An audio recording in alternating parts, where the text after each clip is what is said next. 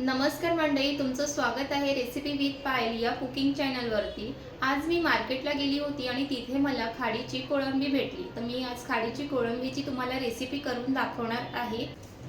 हे बघा, खाडीची कोळंबी मिळालेली आहे आणि ह्या खाडीचं कोळंबीचं रस्सा भाजी खूप छान लागते, फ्राय सुद्धा छान लागते।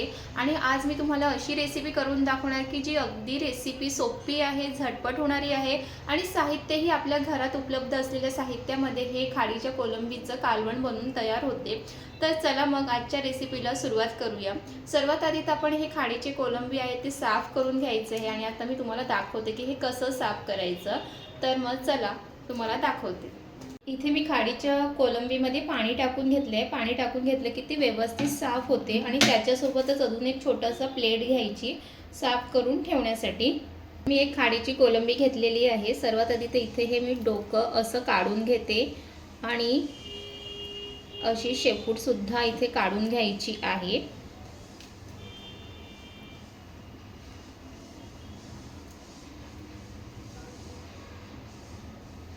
बघा, तर असं हे साफ करायचं आहे। खाडीच्या कोळंबीमध्ये हे वरचं कोटिंग नाही काढलं तरीही चालतं, कारण त्याच्यामध्येच खरी चव असते। जर तुम्हाला काढायचं असेल तर तुम्ही काढू शकता। तर बघा, अशा पद्धतीचं हे साफ करून घ्यायचं आहे। त्यानंतर इथे मी सगळं कोळंबी अशाच पद्धतीने साफ करून घेणार आहे।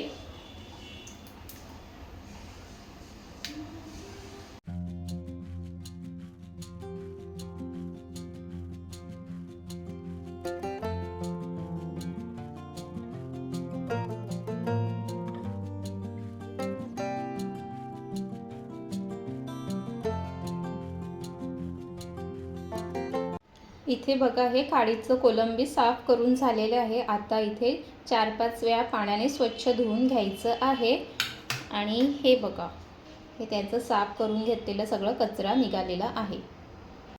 ह्या छोट्या प्लेटमध्ये आहे ते मी इथे मोठ्या प्लेटमध्ये काढून घेते, म्हणजे ते धुण्यासाठी बरं पडते।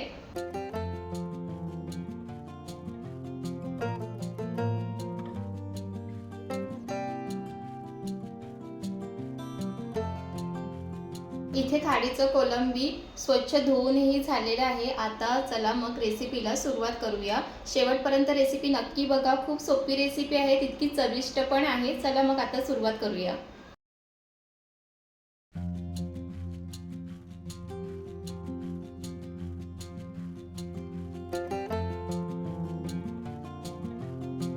त्यानंतर इथे लागणारे साहित्य दाखवते। इथे मी सगळं कट करून घेतलेलं आहे। चला तर तुम्हाला मी दाखवते।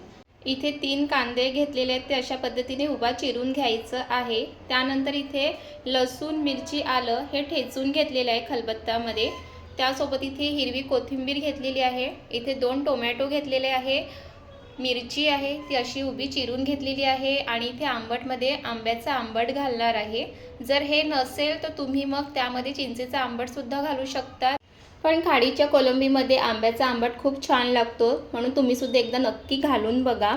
तर इथे बघा, हे आंबा सुकून अशी आंब्याचं आंबट बनवलं जातं। ह्याला आमच्याकडे आंबोशी म्हणतात, तुमच्याकडे काय म्हणतात ते नक्की मला कमेंट्स करून सांगा। आणि हे इतकं साहित्य तर आपल्या घरी नेहमीच असतं आणि ह्या साहित्यामध्ये आज मी तुम्हाला खाडीचा कोळंबीचा खूप असं चमचमीत असा रस्सा करून दाखवणार आहे। रेसिपीला सुरुवात करूया। सर्वात आधी गॅसवरती मी कढई ठेवून घेते।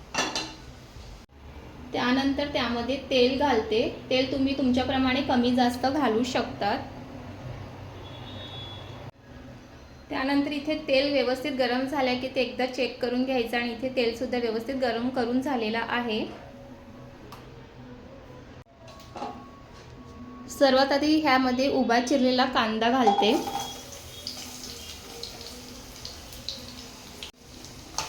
कांदा व्यवस्थित परतून घ्यायचा आहे आणि कधीही खाडीचं कोळंबी करतील ना की त्याच्यामध्ये उभा चिरूनच कांदा घालायचं आणि कांदा थोडासा जास्तच घालायचं, मग तो भाजीला खाताना कांदा खूप छान लागतो खाडीच्या कोळंबीमध्ये।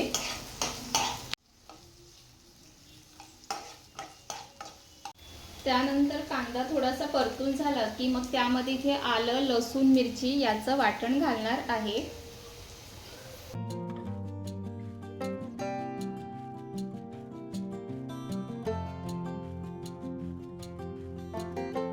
वाटण घातल्यानंतर ते व्यवस्थित परतून घ्यायचं आहे आणि तुम्ही आतापर्यंत आपल्या चॅनलला सबस्क्राईब केलं नसेल तर सबस्क्राईब करून घ्या। या चॅनलवर तुम्हाला recipe, daily blog, family blog हे सगळं काही बघायला मिळेल आणि तुम्हाला व्हिडिओ जर आवडत असतील तर लाईक करा आणि कमेंट करायला विसरू नका। त्यानंतर टोमॅटो, आंबोशी आणि हिरवी मिरची टाकून घ्यायची आहे।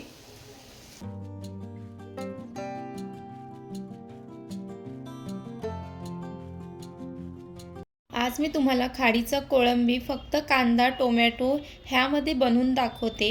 जर तुम्हाला अजून त्यामध्ये वस्त्याची शिंग टाकून बनवायची असेल ना तर ती रेसिपीसुद्धा आपल्या चॅनलवर आहे। त्याची लिंक मी डिस्क्रिप्शन बॉक्समध्ये टाकणारच आहे, तुम्ही नक्की जाऊन तिथे बघा। आणि खाडीच्या कोळंबीमध्ये वस्त्याची शिंग टाकली की ती पण खूप छान लागते। त्यामध्ये चवीप्रमाणे मीठ घालायचं, हळद घालायची, काश्मीरी मसाला आणि लाल तिखट घालायचं आणि सर्व मसाले टाकून झाल्यानंतर त्यासोबतच इथे साफ करून घेतलेली खाडीची कोळंबी सुद्धा त्यामध्ये टाकायची आहे आणि सर्व एकत्र व्यवस्थित मिक्स करून घ्यायची आहे। आणि आपल्या चॅनलवर खाडीच्या मच्छीच्या बऱ्याच रेसिपी आहेत। जर तुम्हाला खाडीची मच्छी आवडत असेल आणि त्याच्या रेसिपी जर करायला आवडत असतील ना तर चॅनलवर बघा आणि तुम्हाला तिथे सर्व रेसिपी मिळून जातील। आणि इथे तुम्ही पाहू शकतात की कोळंबी आणि सर्व मसाल्यामध्ये छान मिक्स करून झालेलं आहे। आणि पावसाळ्यात तर खाडीची मच्छीला चव वेगळीच असते आणि खाडीच्या कोळंबीला पण अजून खूप छान चव येते पावसाळ्यात। आणि तुम्ही अशाच पद्धतीने फ्रायसुद्धा करू शकतात। इथे आता झाकण झाकून एक 5 मिनिटाची वाफ काढून घ्यायची आहे। इथे मी प्लेटवरती पाणी ठेवलेलं आहे, म्हणजे तेच पाणी गरम झाल्यानंतर ते भाजीमध्ये टाकणार आहे। आणि इथे पाहू शकतात की 5 मिनिटं हे झालेले आहेत। 5 मिनिटं झाल्यानंतर परत एकदा ते व्यवस्थित मिक्स करून घ्यायचं आहे।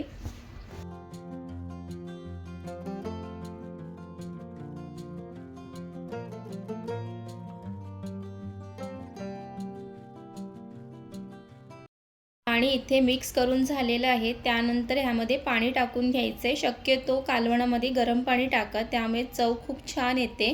आणि परत एकदा झाकून 5 मिनिटाची छान वाफ काढून घ्यायची आहे। आणि इथे 5 मिनिटं झालेली आहे आणि इथे तुम्ही पाहू शकतात की छान अशी उकळ आलेली आहे आणि ते परत एकदा व्यवस्थित मिक्स करून घ्यायचं आहे, तुम्ही इथे पाहू शकतात।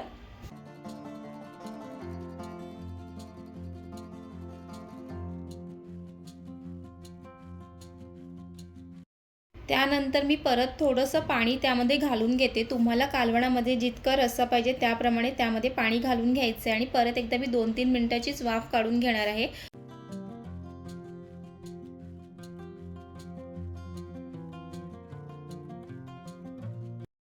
आणि इथे कोळंबीसुद्धा छान शिजून झालेली आहे। आणि त्यानंतर इथे ह्यामध्ये गरम मसाला घालायचा आहे। गरम मसाला शेवटी घातल्यामुळे रस्स्याला खूप छान चव येते। आणि गरम मसाला टाकल्यानंतर ते एकदा व्यवस्थित मिक्स करून घ्यायचं आहे आणि 1-2 मिनिटासाठीच ती छान त्याची एक वाफ काढून घ्यायची आहे।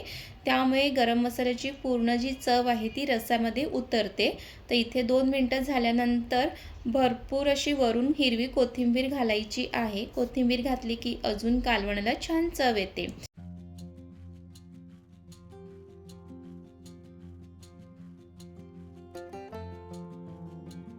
आणि इथे खाडीतला कोळंबीचा रस्सा हा बनवून तयार झालेला आहे। गरमागरम भात आणि त्यासोबत हा खाडीच्या कोळंबीचा रस्सा इतका छान लागतो ना, 2 घास जास्त जातील। आणि तुम्हीसुद्धा कधी असं खाडीचं कोळंबीचा रस्सा बनवून खाल्लाय का? नक्की मला कमेंट करून सांगा। आणि तुम्हीसुद्धा ह्याच पद्धतीने बनवतात का हे पण सांगा। आणि तुम्हाला खाडीच्या कोळंबीचं जर फ्रायची रेसिपी बघायची असेल तीसुद्धा आपल्या चॅनलवर आहे, नक्की जाऊन बघा। तर चला मग मी आता इथे मस्त गरमागरम भात आणि त्यासोबत हा खाडीचा कोळंबीचा रस्सा आणि त्यासोबत ताव मारणार आहे। आणि तुम्हाला रेसिपी आवडली असेल तर लाईक करा, कमेंट करा आणि चॅनलला सबस्क्राईब करायला विसरू नका। आणि पुन्हा भेटूया अशा छान रेसिपीसोबत। आणि तुमच्यासाठी एक गुड न्यूज आहे की तुम्हाला ह्या चॅनलवरती कुकिंगसोबतच फॅमिली ब्लॉग, डेली ब्लॉगसुद्धा बघायला मिळेल। त्यामुळे चॅनलला सबस्क्राईब करायला विसरू नका आणि पुन्हा भेटूया अशा छान रेसिपी आणि ब्लॉगसोबत। Bye bye.